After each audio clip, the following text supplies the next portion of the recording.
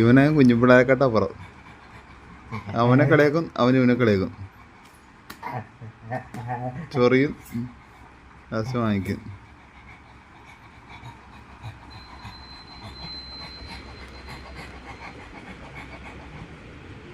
Engine ഓണാക്കി കിട്ടുന്ന case.